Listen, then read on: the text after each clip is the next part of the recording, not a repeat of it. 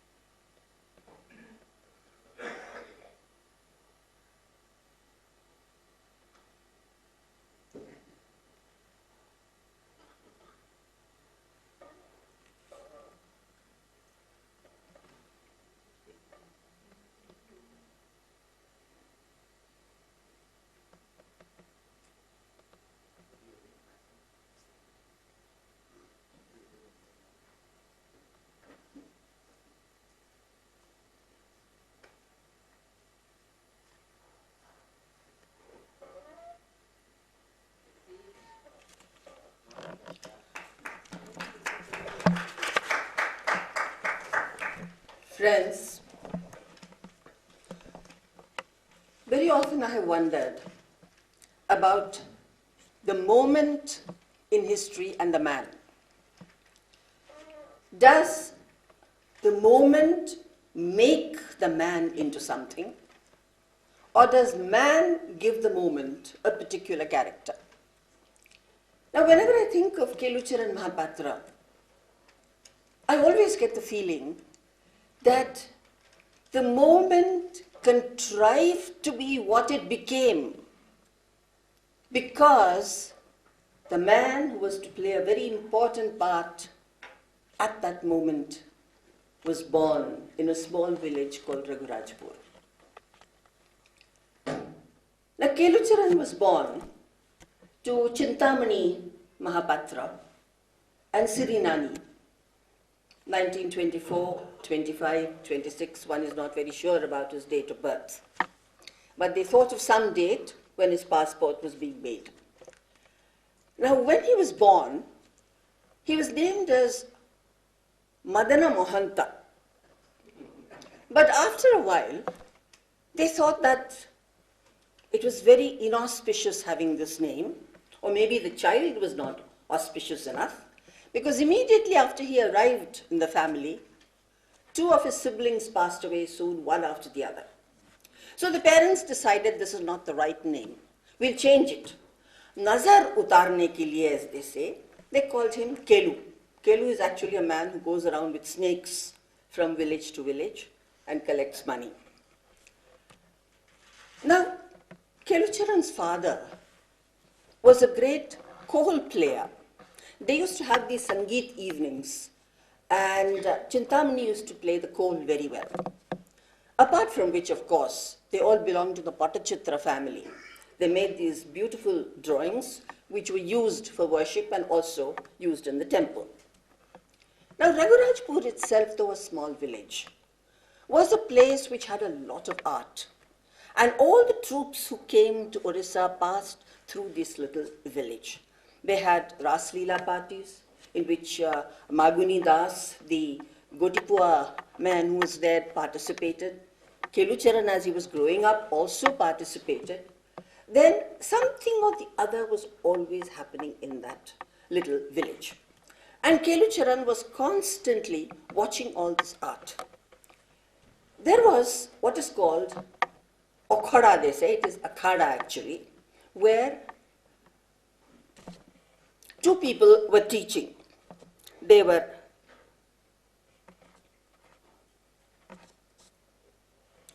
Agatu Maharana and Mohan Maharana. And what did they teach in this Akhada? They taught them something which was very much like Gotipua dance, apart from which they had a few exercises. But Kelucharan, as he was going up, was always eyeing the Chota Sali. That was a little place which was beyond, where one Bolapatra Sahu, who was a confectioner and who didn't belong to the village of Raghurajpur, came and settled down there. And he had learned from somewhere a rough type of abhinaya to some of the local Uriya songs. And quietly, Kelu Babu used to go there and learn. And he also used to go to the Akhada, which his father disapproved of thoroughly, because he felt Gotipua dance was vulgar dance, and he didn't want it at all. But Sirinani quietly encouraged him to go and kept the whole thing to herself.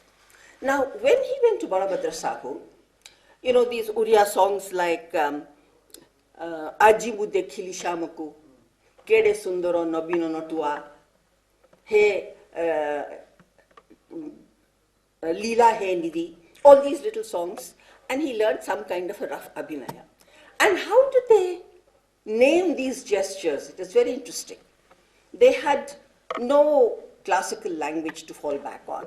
So they said, Kanno Mori Devi. It was this. Nakko Kati Devi. It was this.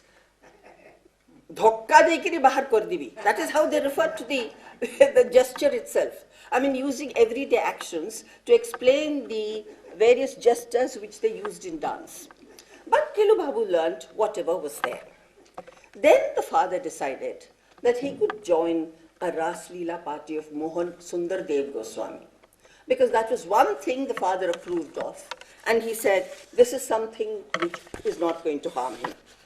So he joined them. Now, while he was there, and we think of this young man who was growing up with so much of art, we have to think of the state of Orissa in the early 30s, shall we say. Dance was something that was not liked. Solo jobai, nirlo jogai, atija lokko nacha kujaya this. Solo jobai, solo ja. Some people who have a little bit of modesty, they play an instrument. Nirloja, the one who doesn't have any modesty, guy, they start singing. Atijo loko, people who are beyond redemption, they go to dance. You see? So that is what dance was thought of as, something which was not meant for people who came from genteel families. Now, a number of fortuitous circumstances took place in Orissa at that time to change this entire outlook. First, the nationalistic movement was taking place. And at that time, there was this tremendous urge to find out for oneself as to what one's real identity was, because they felt that it had all been completely vitiated under so many years of British rule. So everybody was going back to the past and trying to find out what lay in their past. And in Orissa, because they were thinking of, there was talk about the states being divided on linguistic lines, there was a lot of attention on Oriya as a language. So theatre became very important. Apart from that, we had Mayadharman Singh, a great poet who had gone to England and got a degree from there, could come back, and he began to write poetry. And this poetry invariably asked people to wake up from their slumber. They said, you have mountains which are so rich, rivers which are so bountiful, you have fields which are so abundant. Why are you so poor? Why don't you do something about it? And then he would talk about the beautiful Barabati Stadium. He said, oh, punter, please stop punting. Let me go there. He would go in a boat, and he said, let me kiss the shores of its rampart and absorb some values in this worthless existence of mine. And he kept telling people, look at this Konarak, lying like that, weathering away, dying. What has happened to you people? People who could build something like that, why have you become so completely useless now without any creativity? So this kind of poetry was being constantly written, and it was preying on the minds of people, and gradually they began to think they had to do something. And then there was a young man, Kelucharan Mohapatra. Kelucharan Mohapatra was a musicologist. He owned a theatre group, and he was the one who thought of Odissi a great deal in the beginning. He did something for dance. He wrote plays. And he was always of the opinion that Orissa had to become very great and have something that was very much its own in the shape of dance. And he disliked the idea that the southern influence had become so important. Because we know that when we talk of Choda Ganga, it is the Cholas and the Gangas who intermarried, and that is how Choda Ganga, Anantavarma Choda Ganga came in. But even in Puri temples, when you see the inscriptions, they talk about the Telangana Devadasi and so on. But he felt, now we have to get rid of all this southern influence. Enough of it. Let us think of ourselves as Oriyas. We have to do something which is very much from Orissa, which has nothing to, no smell of the south.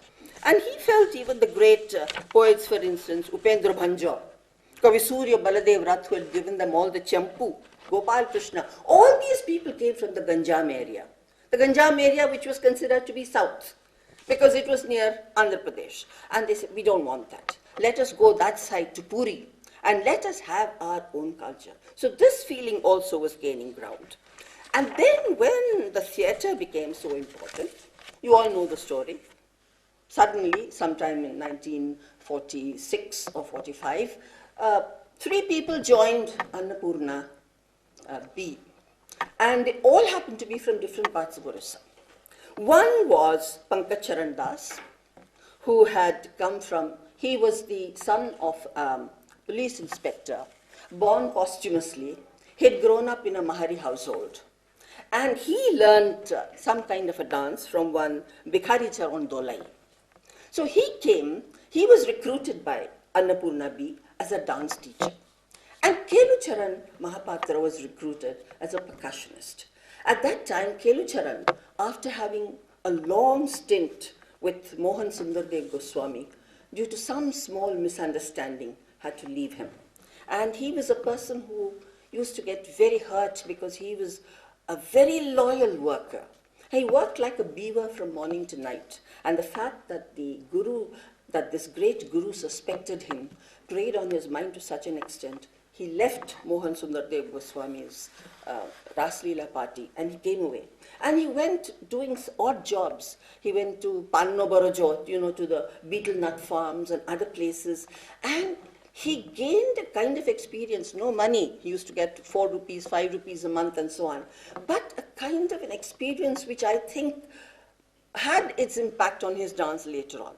Because every time he would work with these tender leaves, the betel leaves, and you could see when he danced, when he showed the touching of a flower, or when he felt a leaf, that touch, that feel with which he expressed the whole thing in his dance, you could see here was a man who had worked with plants, who had been close to the earth all the time. And even when he did a Bhumi Pranam, it was an article of faith. He didn't do Bhumi Pranam like everybody does. It becomes a kind of a formality. But with him, it was something, he just did this and he took the earth and put it on his head. And it was a very, very serious thing. And he was taking an oath, "Oh Ma, I'm stamping on you. Please forgive me." So that is the kind of feeling he had. And he went through a whole lot of other experiences. And then he joined this Annapurna B. Now at that time, somehow, much later, Deva Prasad Das also danced as a funster, but that was very much later. Now, when suddenly the audience for theatre started going down, they said, we have to do something to get more people to come. So what do we do? So they said, all right, let's have a small dance performance, just about 10 minutes, and see if it'll attract people. And so they thought of one dance item when Benabi, the play, was being staged. And they said, we'll have Mohini Bhasmasura. And it is Pankaj, of course, who did the choreography. Now, he himself was the Asura. And then they had a beautiful girl, Lakshmi Priya, they got from the Puri theatres. And she later on was to become Kelucharan Mohapatra's wife. She came in as Mohini. Now, what do they do for Shiva? They couldn't think of anybody. So then ultimately he said, Kelu, he asked Kelu. And Kelucharan had kept very quiet about the fact that he knew dance, that he had done a lot in the LEELA. So he asked him to dance. And when he danced, this man had his mouth wide open. He said, here is a natural. This is the man who is meant for dance. And he came in as Shiva. And that 10-minute item was such a hit. A lot of people came to see that. And suddenly the theatre had better audiences. Similarly, in the next play, which they had Sadhua Jio, they thought the same thing. And at that time, Dashavatar was staged. And it's very interesting how these things came into existence, because there was no established dance form as such. They took a lot from what they had learned from the Gotipoha style. But apart from that, they took from here and there. It was a lot of mix and match. And it was amazing how many people were doing things in the dance. You had Durlabh Chandra Singh, who came from the Drupad background, and you had Suren Mahanti, who came from the theatre background. Then you had Singari Shyam Sundar Kaur, who actually was a drummer and also a person who was connected with the Puri temple, and he also took part in their jatras. And he was, apart from being a percussionist, he was a good singer. He sang in All India Radio, and he worked there also for a while. And Priyambada Mahanti always tells me that the first dance she learnt, which had the real Odissi flavor that Odissi carries today, was from what she learnt from Singhari Shyam Sundar Kaur. He says, he taught me something which was very much like the dance we do today. And then, of course, there was Dhiren Patnaik, who was a college-going, young, very good scholar, and he was interested in the dance. And you had the Sakhi Pillas. The Sakhi Pillas are the equivalent of the Gotipuas in the Ganjam area, like Lakshmi Narayan Patra, Harihar Panda, and all these people. Now, you see, there are so many people who are doing some things in dance, but it was all very scattered. It was all not together. And at that time, there was one Dayal Sharan who came and joined the theatre group. Dayal Sharan actually had been trained under Uday Shankar, and he was very good at choreography. He owed some money to Lingaraj Nanda, the manager, and he somehow couldn't get the money together. So Lingaraj Nanda said, all right, you don't have to pay me any money. Give me the whole thing in kind. You start teaching these young people I have got for dance and music, teach them something about choreography. And he said, you teach the Pankaj because he is my dance teacher. So very reluctantly, though he thought Kelu was better, he started teaching Pankaj. But Pankaj couldn't do it beyond a few days. He says, Mo paruni. He was honest enough to say, this is beyond me. Please call Kelu, let him take. You teach him, he's the better person to learn. And Kelucharan learned from him. Until the end of his life, Kelucharan said that a great deal of what he knew about movement, how to enlarge it, how to work, how to deal with space, how to deal with the group, he says he learned from Dayal Sharan. From A to Z, he said, Dayal Sharan trained me and gave me a lot of insight into how dance should be composed. And he talked about it very often. Now, at that time, when there was one play which was written by Ashwini Ghosh. It was called Abhishek. Now, in this Abhishek play, Lakshmi Priya was to do a Devdasi dance, and Kelucharan played the Kavach. As soon as the dance was over, the Governor General, who happened to be present, Rajagopalachari, he was so taken up with this dance. He says, what is it called? I've never seen anything like this. It's beautiful. And Lingaraj Nanda didn't know because there was no name for the dance. And he said, oh, we call it Udiya Natto. So, this is, and then these people left Annapurna B and they went to Annapurna A in Puri. And Upendra Bhanja's play, Vaidehi Vilas was being played. And the main part of the heroine, Kalavati, was taken by Lakshmi Priya. And all that dance was composed by Kelucharan. And when he composed this dance for her, it is said that he did something which had all the elements that you find today in the Mangalacharan. That is, you had a Bhumi Pranam, you had this Kirtakadhi, Thai Thai, Trikhandi Pranam, all these things which later on came as an inevitable part of the Mangalacharan, which means the beginnings of what Odissi was going to be was already forming in his mind. Then in 1949, when all of them left the theatre, they went their different ways. Kelucharan went to Kala Vikas Kendra, an institution which was started by a Gujarati who took an oath and went around without any shoes, with bare feet, and said, till this building comes up, I'm not going to wear any shoes. I want an institution where people will be taught dance. And I remember, at that time, I happened to be in Orissa, and we were all given 1 rupee tickets to sell to people in order to raise funds. And in those days, selling a 1 rupee ticket also was quite a job, I can tell you. And then in Kala Vikas Kendra, Kelucharan used to teach items like hunter's dance, fisherman's dance, and, sometimes Kumkum Mahanti, Chuk Chuk Gadi, or train dance. I mean, these are the things that were being taught. There was no real format for dance as such. Then the Kumar Sambhav celebration started. This was a government institution which was set up in 1964, and they started, 1954, and they asked Kelu Babu to come and help them with dance drama compositions. And Then slowly Kelu Babu started composing a lot of dance drama. Seeing that there were so many people who were working on dance, but everything was so scattered, and still they had nothing which could be called Odissi by name, it was decided to hold a meeting called Jayantika.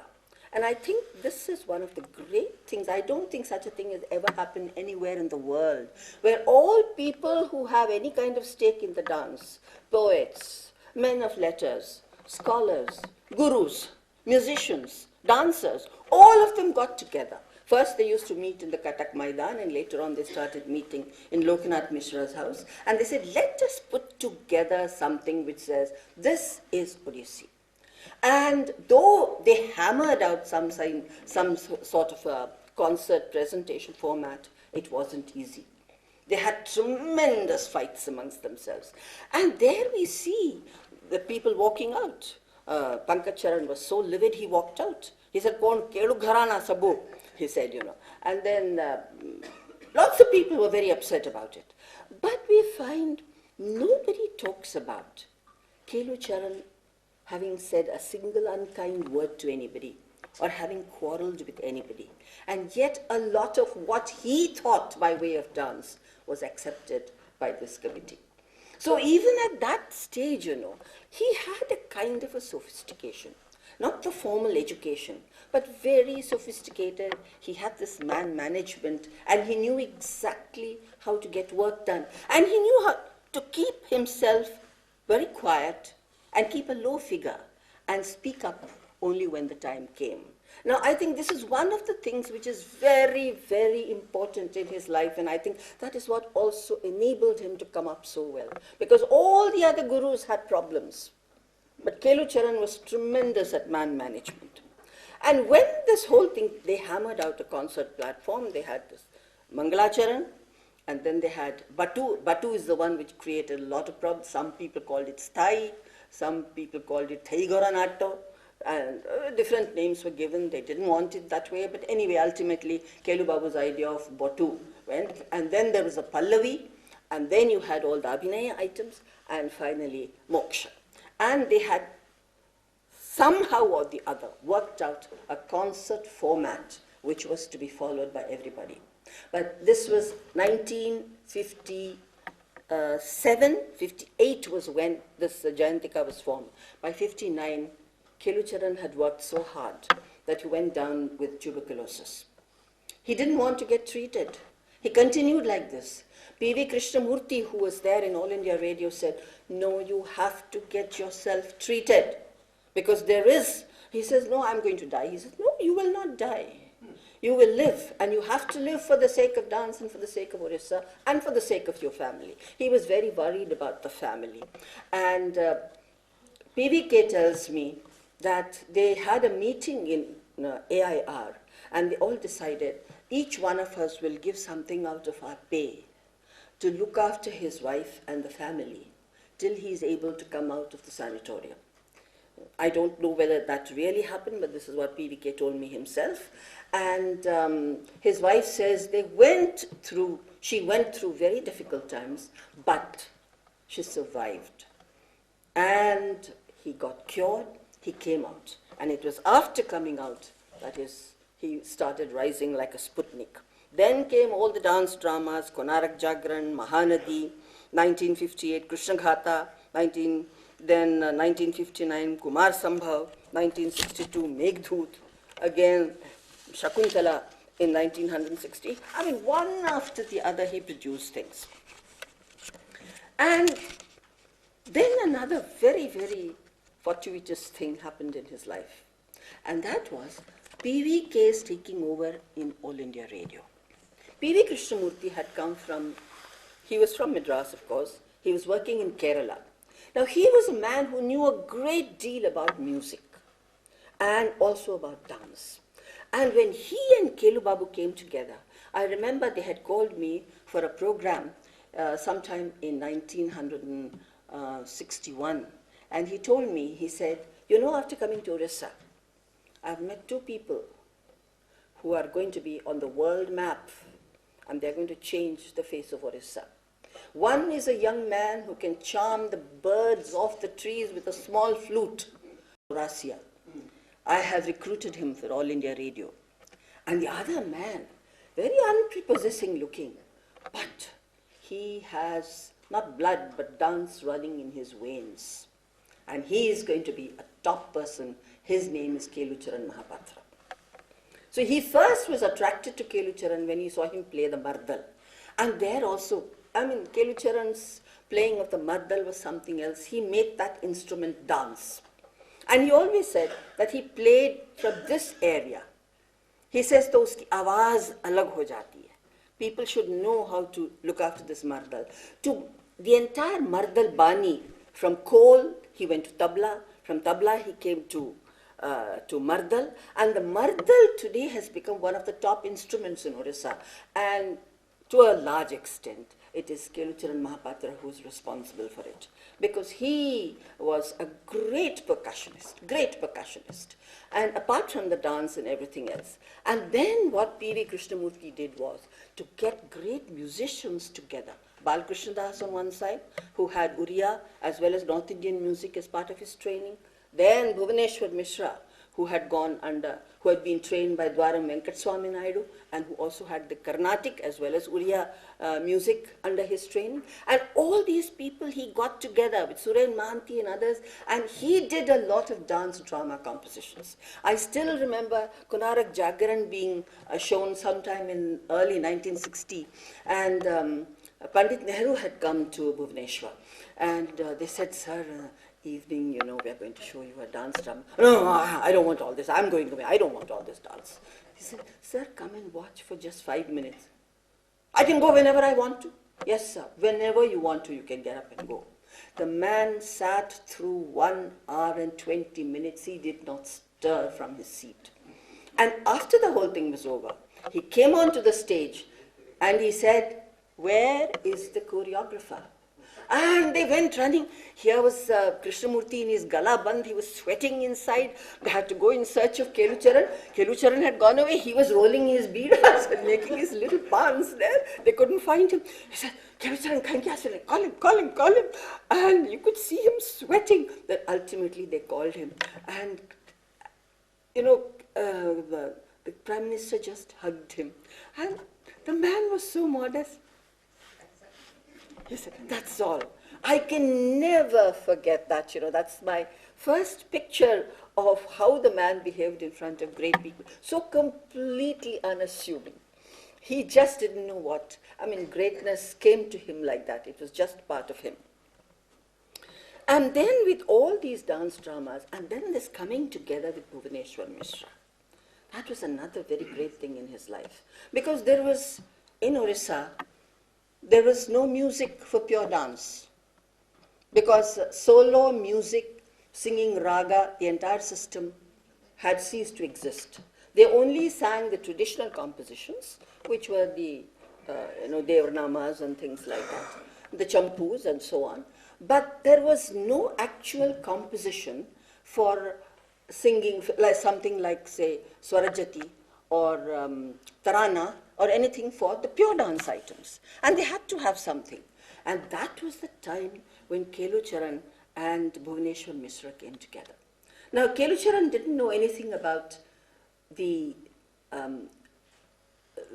classical music in the sense of all its sur, gyan or anything like that. But he was well up in rhythm. He had a tremendous feel for rhythm. And he would tell him, look, I want this rhythm, this variety. Now produce the music for this. And the two of them would sit and work together.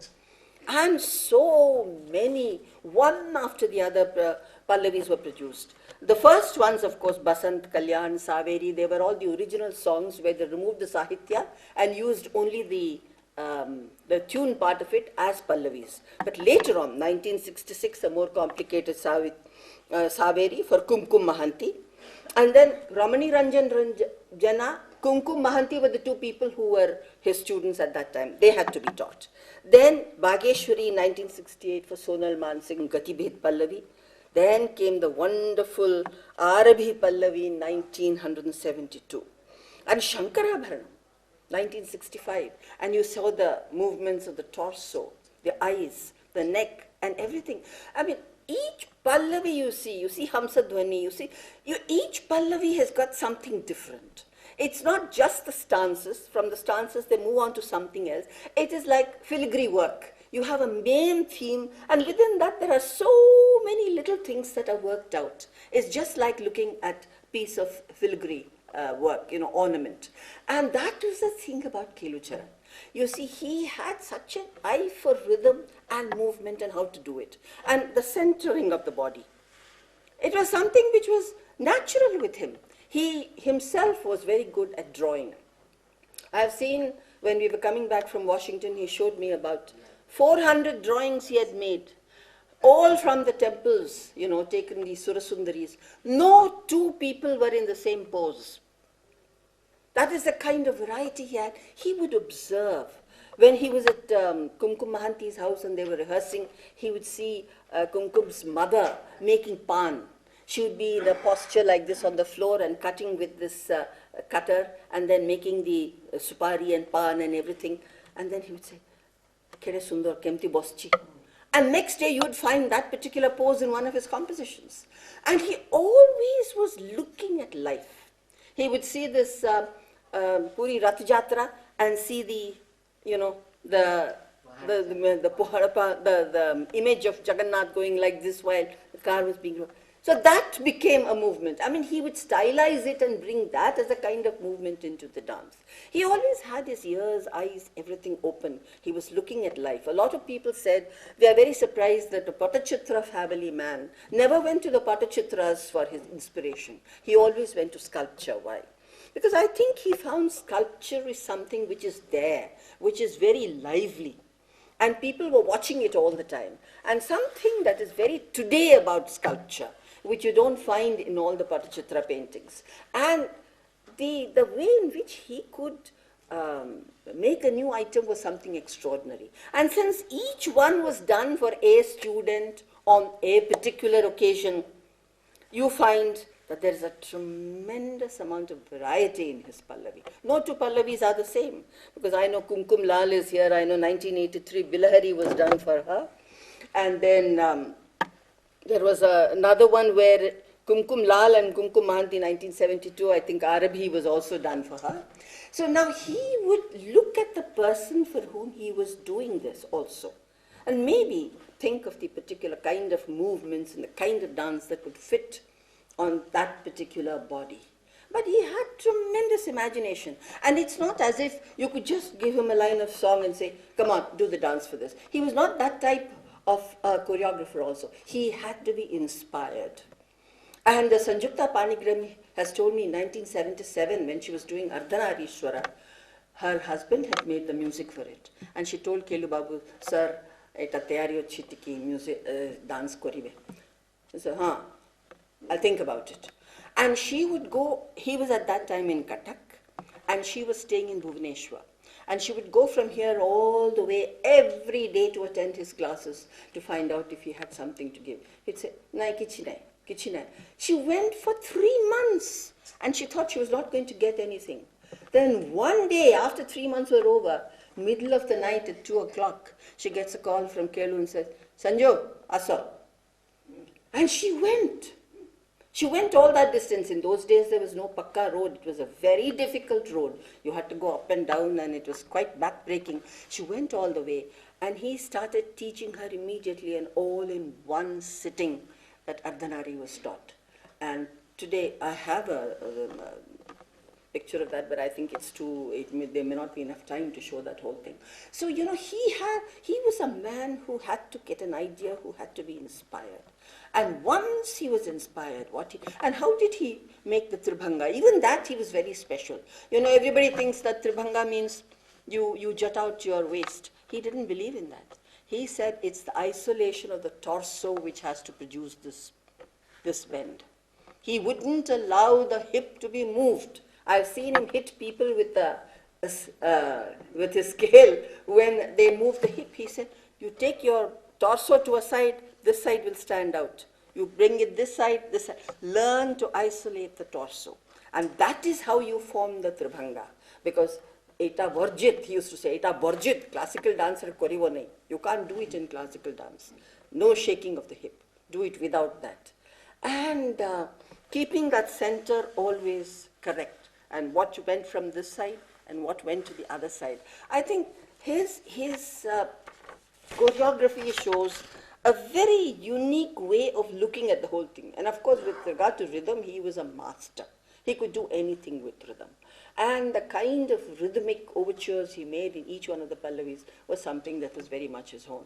So this great association of Kelucharan with Bhuvaneshwar Mishra, I think really formed the backbone of Odissi music, because there was no Pallavi is the mainstay of a performance today, and there were no Pallavis there. And it is these two people really who put together so many Pallavis. And after that, of course, there were other teachers, because Raghunath Panigrahi and so many others also did it. But the first is these two people. And they were like two bodies and one mind. And then, even Gita Govinda, everybody says, it's written in all the inscriptions that Odissi is all Gita Govinda. There was no Gita Govinda. Maharis only used to do Shruta Kamala Kuchuk Mandala, and that also was mostly singing with a kind of rough up and down movement in the dance. There was nothing very great in that. It was first Kelu Babu. And then there were others also who joined in. And I have got it here. Dashavatar in 1957, he redid what Pankaj had done, his own version. Then for Sanjukta and Priyambada, Lalita Lavangalata. Then 1961, Yahi Madhav with Bhuvaneshwar Mishra's music. And then Mugdhe Madhuvadana for Sanjukta in 1972. Harihara Mugdhavadhunkare with Bhuvaneshwar Mishra's music for Kala Vikash Kendra. Sakhi Hai for Kumkum Mahanti. And here he used to put in his own little things which were not there in Jayadeva's poetry. He used to take that liberty. And there were people in the Bharatanatyam world who objected. This is what is all this Radha looking this way and that way to see that her father-in-law and mother-in-law are in bed and she can quietly slip out of the house and all that. Jayadev doesn't talk about father-in-law and mother-in-law. He only talks about Radha and Krishna. And where does all this come in? But that was his imagination. I mean, he used these little things and he believed that that was the way to do it. Then, of course, he did this famous Kuru Yadhu Nandana in 1967 for Sonal Mansingh, because at that time Lalit Mansingh's father wanted it to be taught to the daughter-in-law. And in the beginning he wouldn't. Then I believe Mr. Mansingh says, "Are you not married? Don't you know what happens between a man and a woman? What is there to feel so shy about? Come on, do it." And then he did it. You'll see him performing that here. I've got the video. But the erotic poetry, how beautifully and how subtly he could bring it into the dance without offending anybody's sensibilities, and yet making it something very divine and something which had no carnal associations whatsoever. I think that was something that Kelu Babu had in him, That was a God-given gift. And when he himself danced, where was the bald man with his stained teeth and teeth missing sometimes, stained teeth and very little hair, and he would dance, and you just didn't see the man Kelu. You only saw Radha with her lustrous hair. That way of transcending gender, becoming something else, that transformation, only he could achieve, nobody else. I don't think I've seen a single man. We all talk about, no, but is this a male number? Can a male dancer do it? Can a female dancer do it? He never bothered about all that. He said, this is only a body. It doesn't matter what you do. It's a question of being able to become that. And if you can, then you will be able to show it. And of course, he did a whole lot of Uriya compositions also. I don't want to be talking about it. And the Mardal play, he taught Banamali Maharana first. Then Odissi Sangeet Mahavidyalaya started, And then Banamali Maharana became the head there, and he trained Dhaneshwar Swami, Sachidananda, Buddhadev Swami today, Bijoy Barik, and a whole line of people. Today, the Mardal is what it is because of Kelucharan Mohapatra. And as a man, very religious, very loyal, and too loyal. For instance, when it was Madhar Man Singh who brought Sonal to him and said, please teach my daughter-in-law. And when the marriage didn't hold, he said, I'm not going to teach you, you go. I mean, he carried his loyalty to that extent. And nobody knows why he stopped teaching some of the other dancers. Suddenly he did do that. But he could be very unpredictable. But at the same time, there was a side to him that was very generous. I remember he seeing a very beautiful item produced by Vichitrananda Swami, only for male dancers in Washington. And he said, "Kharab kar dechu, Odissi Gollani, ekdam kon kar dechu, phad diyo," and all that kind of thing. And then Vichitrananda Swami tells me that his own guru never supported him. And the only man who gave him encouragement and said he had the ability to make these wonderful compositions was Guru Kelucharan Mohapatra. So he had that generosity also in him. He had his little idiosyncrasies, but with that, an extremely lovable man. And one who gave so much to Odissi, who made it stand. And as already said at the beginning, can you imagine anybody training so many dancers?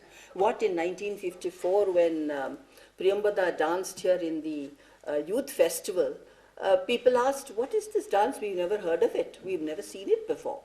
And then within about 10 years, it had spread to so many parts of the world, and it was something which was one of the favorite Indian dance forms being followed in every country. And I think to get another man like that would be very difficult. And the one person who could order him, make him do anything, was his wife. He always listened to her. If she said, don't teach so-and-so, he would not teach so-and-so. He was that kind of person. And the only thing, I think, towards the end, when he spoke to me, he had some fears that people were taking too many liberties with the dance form. And he was very angry with one of his students, who was a very good student, just because she had looked at the Ganjam, Mridang syllables and done something with that, very beautifully done.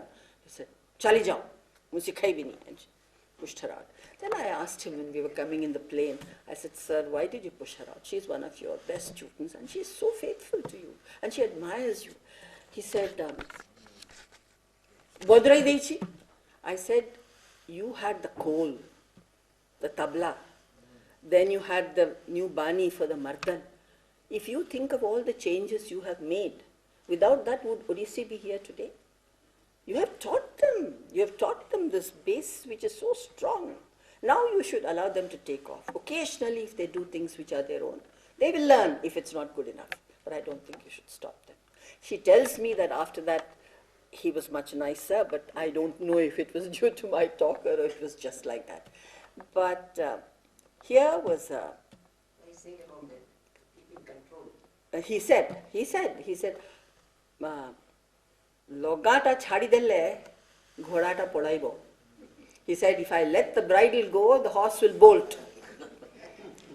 Then I don't know where Odissi will go. So I have to keep it in check." I think I'll stop here, and you'll have a small clip now showing Guruji himself dancing.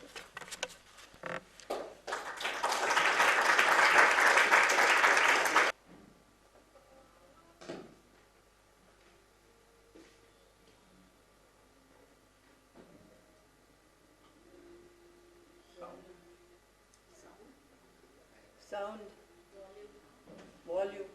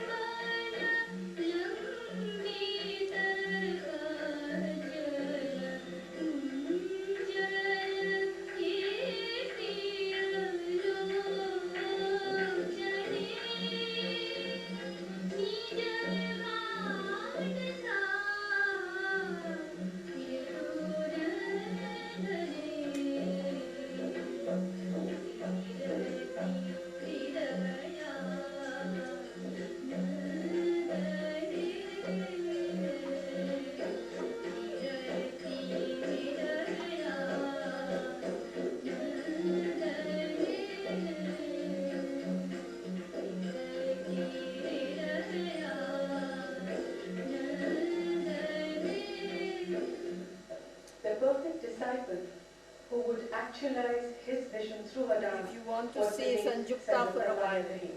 the It was her mother who saw Guruji Ardhanari I perform spoke at the about Annapurna this year. Theatre and brought him home to teach her little daughter.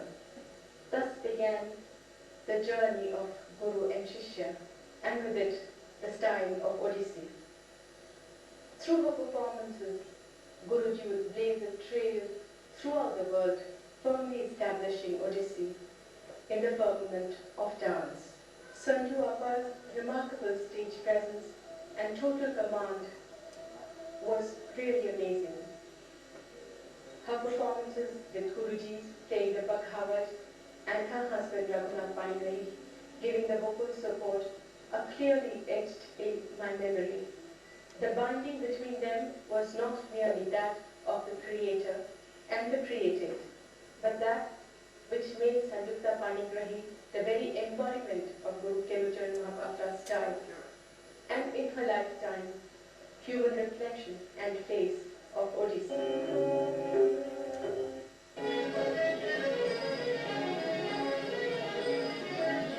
this is another one.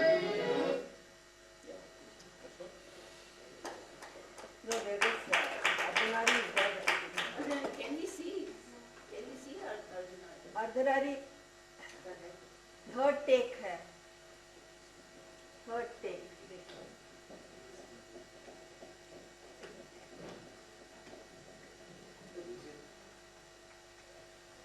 Who was the singer? Parvati Brahmachari was singing. Yeah. The Guru and I recognize her voice.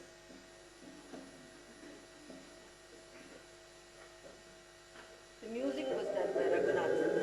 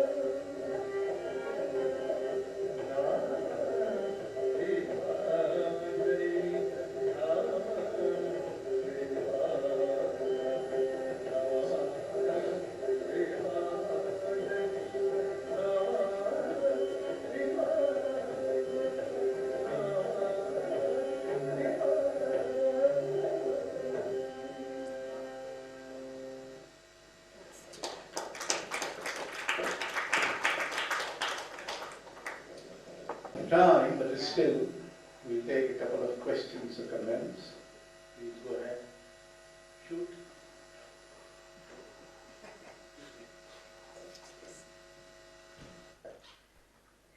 Please be brief. Very brief. When you mentioned the organic aspect of development of Odissi, how much is the contribution in terms of the way we see the costumes? You know, he was very good with his hands. Whether it came to building a house, whether it came to drawing, whether it came to playing the mandal, anything, he was a very good craftsman. He could do a lot of things with his hands. And Bengopatia and a lot of things. I have seen him sometimes dressing these little girls in Kalankash Kendra. And it was amazing. The first time I saw him, they took me round and here was this man, somebody who was sitting down and applying the alta on the feet of little children. So I thought it was some makeup man. And this man said, Guruji, Guruji. And I got the shock because do you imagine a Guruji in the south?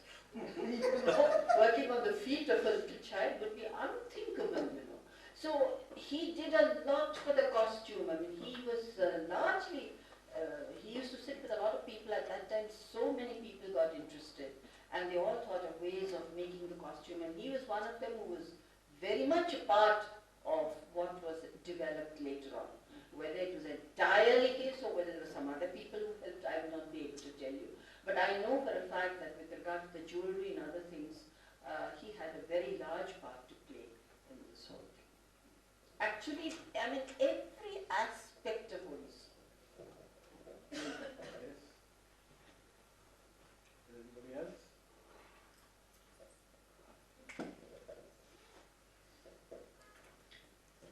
I just want to add a few things. Please, Guruji had started off as a percussion player with the theatre group and then got transformed into a performer, a dancer. But subsequently, when he made his way in the world as a master, for many long years, when he trained Kumkum, Sanjukta, Sonal, Yamini, he was a master and a choreographer. So it was in 1979 that once again he became a performer. He was teaching us Yami at Rani Karna, Madhvi and myself. And then he included the Panchaban in that. And the various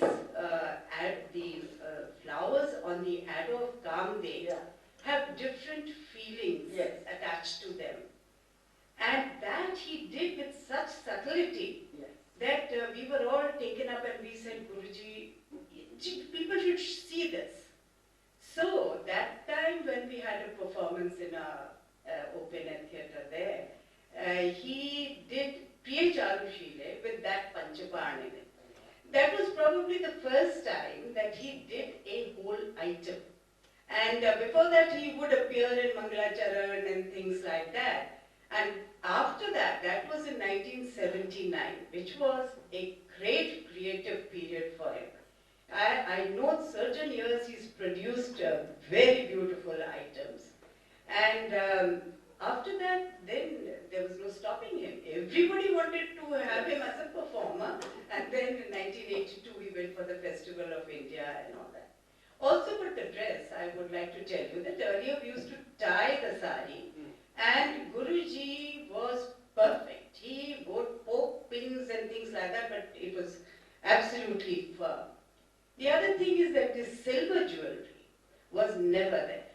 Because traditionally, silver is worn by the lower caste. And the Maharis always had gold. And when we above the waist, below the waist you can wear silver. And he used to get angry if we ever wore silver on top. It was Indrani Rahman who, it used to be a very fussy dress before. And she kind of made it beautiful and she even dropped the chunni. And one of the things she did was have this chunky jewelry. And it was all in silver. And then all the young girls wanted silver jewelry because that was the rage those days. And but Guruji would not allow us, and there were very few people. The Kumkum Mahanti is one of them, and I'm one of them who was still continuing with gold above the head. But otherwise, that's how it has changed. Actually, Deva Prasad Das till the end never allowed the sari to be cut. Yeah. He would insist that if you cut a sari, it's a sin. You have to drape the sari like the Maharis did, and that is the way you have to dance. But of course, the cut costume they found later on was so much more comfortable while dancing. One event I have to say, with your dancing in Bombay. Yes, when Pratima Bedi came to see him. So, in Bombay, we have presented her in Patpur Hall, and then Guruji and Kabir Bedi and Pratima Bedi name, etc. So Guruji danced first, clever as Pratima Bedi. She came, did full regalia, did Sashtan Pranam, and said, आपने तो भगवान को dance करके दे दिया है, अब मुझे क्या देखना है?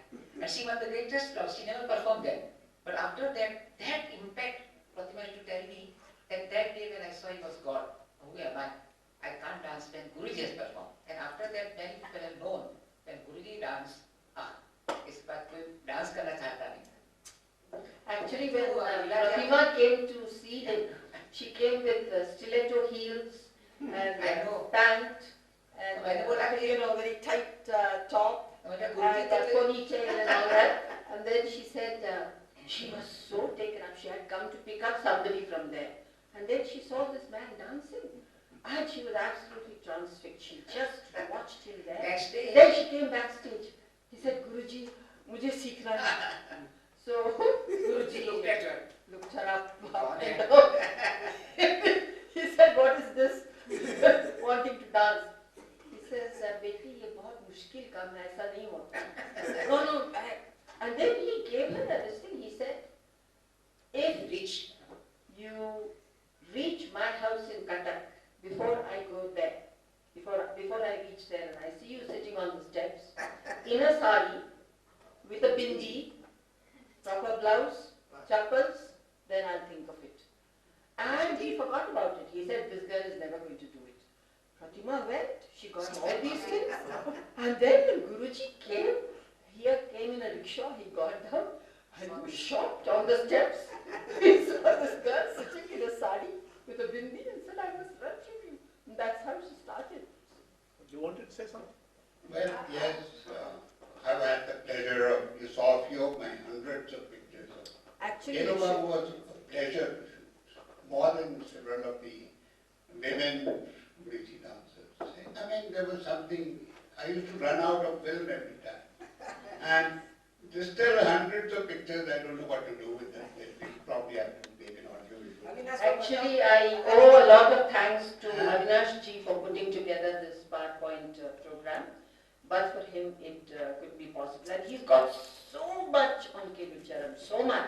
I think Raza Foundation should do something with him, have a big project where you can really make use of the tremendous amount of material he has. Yes, that's the pleasure.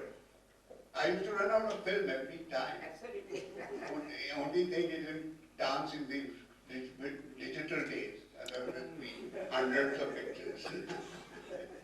Yes, go ahead. I just want to add about Pratima.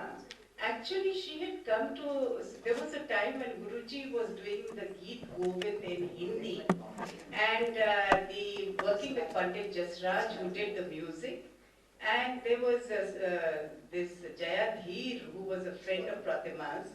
She was dancing, and Pratima came, and she liked the whole thing so much. Then Guruji included her in that Geet Govind, and Jaya Dheer and she were the Sakhis. Yeah. Well, friends, every good thing, this is a wonderful narration, must come to an end. Let me add my bit. One of the things that have happened now is for us to realize that what we call the classical is very much a construct in contemporary times. There are any number of forms which really took shape with our own eyes. So this notion that the classical is something which came from I don't know where, Natya Shastra, etc., is systematically demolished this evening. So that is one good take. The second is my youngest brother Udayan happened to know Guruji, and he went and once inquired and said कि गुरुजी ये जो जगन्नाथ की प्रतिमा है ये सबके आंखें ऐसी चौड़ी चौड़ी सी क्यों हैं? Kelu Babu sort of paused for a minute and then Udayan helpfully suggested, is it because God is amazed at what has come to the world, which He created? And Guruji said, हाँ, इसीलिए जगन्नाथ विस्फारित नयन है. The third thing I want to remember, I saw him performing with Birju Maharaj in Nityagram. And I had never seen him performing with somebody else. You can't imagine, it has been said, it was a kind of a magic that this bald man with a very frail body, with nothing to show as a man either, and pitched with Birju Maharaj. But that day I understood what classical Abhinay is. How utterly subtle, pure, complex, nothing which can communicate itself so directly, so easily, that you have to be in that mode of appreciation. And I think nobody that I know of, the only other magical moment in my life, there have been many of course, but this one, when I was a student in St. Stephen's, I came to see Vedantam Satyanarayan Sharma, Kuchipudi. I came more out of curiosity. I had never seen a Kuchipudi dance, and it was said that he used to be a very wonderful impersonator or whatever. And I came to Sapru House. I was late, so the performance had started, and there was a young girl, very sort of well-looking and well-shaped, dancing. And since I had come from a small town, so I had that kind of an arrogance that I should not ask anybody because it would be exposed that I am and I was from St. Stephen's, which is of course a castle of arrogance. So I did not ask anybody as to what happened to Vedantam Satyanarayan Sharma. And the announcements were being made. Now you will have Manduk Shabdam or whatever it was. Now you have this. And it went on for 2 hours. And I kept on thinking, maybe Vedantam has not come and some other girl is dancing. Until the last item, and the announcement came, Vedantam Satyanarayan Sharma concludes his recital with whatever it was. Oh Lord!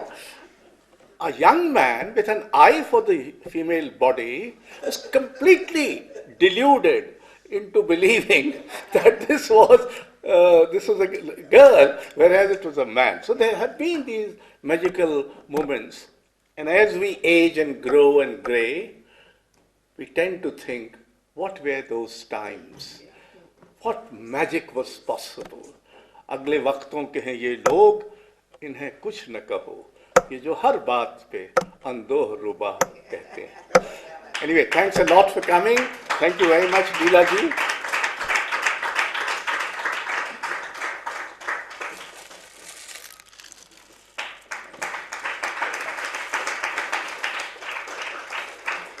And on 19th December, you're welcome here again for the Charles Correa Memorial Lecture by Romy Khosla.